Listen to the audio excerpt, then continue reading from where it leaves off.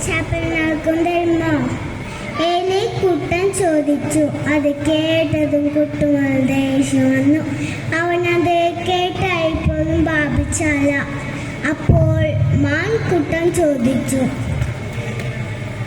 ചുമക്കാൻ ഞങ്ങൾ സഹായിക്കാം, ഒരാപ്പിൾ തന്നാൽ മതി. അത് കേട്ടതും കുട്ടുമുയൽ തിരിഞ്ഞു നിന്നു. അവൻ കൂട്ടുകാരോടായി പറഞ്ഞു, ഇല്ല തരില്ല, കേട്ടോളൂ, വെറുതെ നിന്ന് കൊതിക്കണ്ട. ഇല്ല തരില്ല, പോയിക്കോളൂ, കാർമൂട് തിന്നാൻ ഞാനുണ്ട്. അവർക്കെല്ലാം വലിയ വിഷമായി. അവർ സങ്കടത്തോടെ മടങ്ങാൻ ഒരുങ്ങി.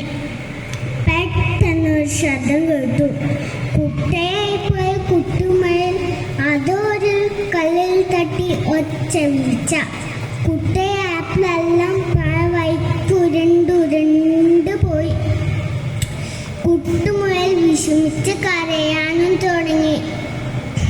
കൂട്ടുകാരെല്ലാരും കൂടി കുറ്റിക്കാട്ടിലേന്ന് ആപ്പിളെല്ലാം പെറുക്കിയെടുത്ത് കുട്ടയ്ക്കെടുത്ത് കുട്ടുമുയൽ കൊടുത്തു.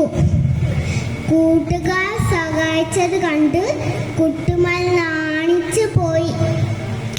അവൻ കുട്ടേനെ കുറച്ചാപ്പിൾ പറിച്ചെടുത്ത് കൂട്ടുകാർക്കെല്ലാം കൊടുത്തു. അവർ സന്തോഷത്തോടെ അവിടെ നിന്നും യാത്രയായി. കൂട്ടുകാരെ, ഒറ്റക്ക് കഴിക്കാതെ പങ്കുവെച്ച് കഴിക്കുന്ന ശീലമാണ്